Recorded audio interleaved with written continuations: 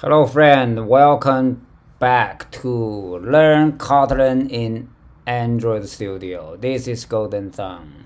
In this video, we'll create a convenient method in ChessGame to find out the piece at a specific location, like at the column and row and column. Okay, let's get started. Here, oh, there's a warning suggesting to make this one private. Okay, yeah, that's a good suggestion. So the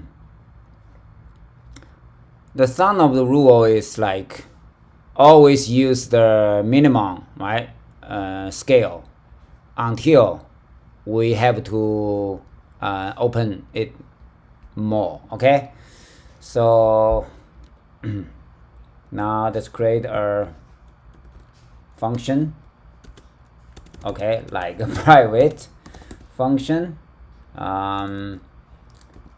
pieceAt, right? Location is row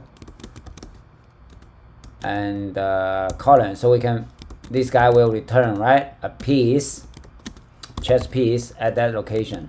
Cool, right? So the algorithm will be simple, right? We'll loop through all the pieces inside these pieces. So whenever we find one match this location, row and the column, will return the piece. Otherwise we return null, right? Nothing, because it could be empty. It could be empty. So for piece in pieces, right? And if piece.row is the same as this row, right, the parameter, and piece.column equals the column parameter, then we'll return this piece. Can we do this? If not, we return like now. No, right? If not, we need to continue to check the next piece, right, in this set, in this pieces set. So this is a naive mistake some beginners encountered a lot, and so we have to right, return now until we finish all the checking. Now we can return now. But this is not Java. If we put the data type, right, ChessPiece here in this form, Kotlin doesn't allow us to return now.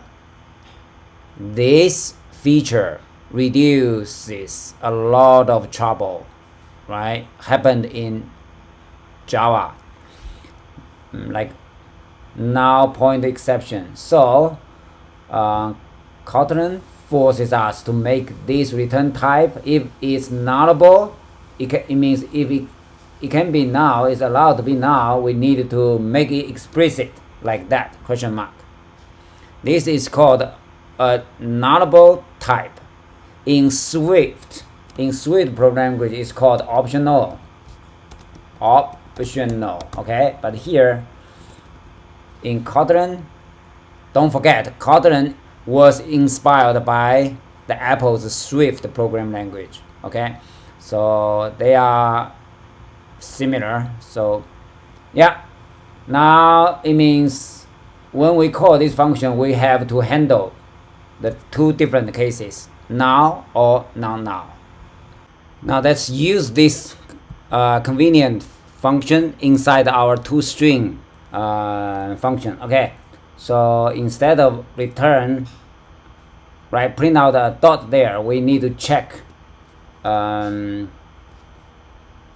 or not there's a piece here, right? So now we'll use this one. So let's give it a name, row here instead of I, and a column to make it more readable. Now Let's retrieve the piece here equals pieceAt row and column, right?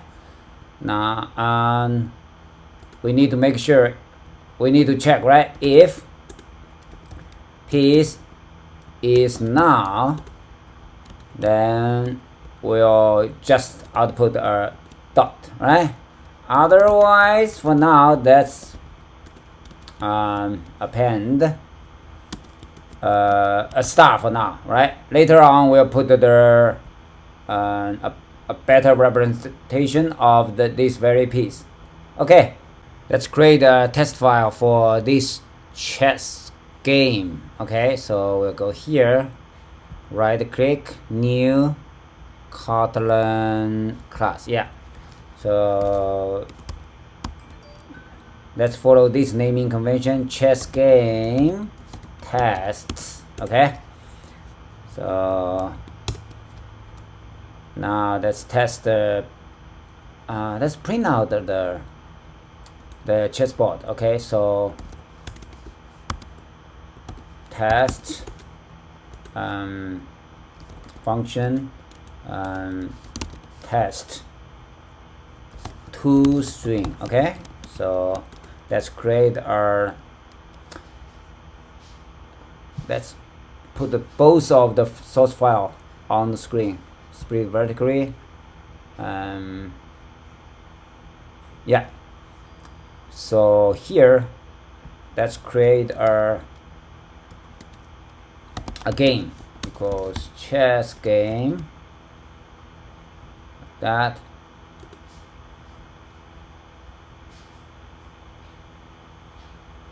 why, what's wrong with that? Change to property access. Oh yeah, this is, so we don't need that. Sorry about that, because it's already an object. It means it's a singleton, so we don't need that.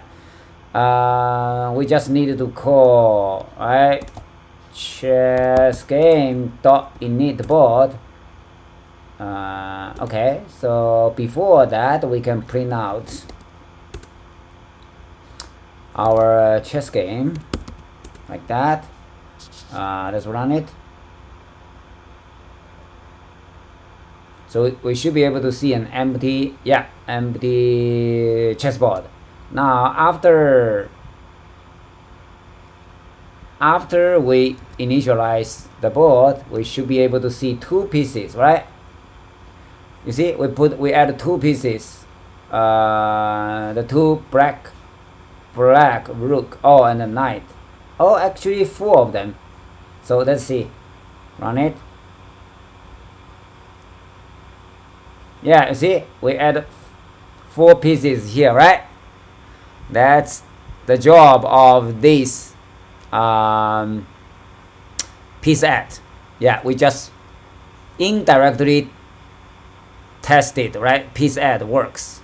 Okay, thank you for watching. See you next time.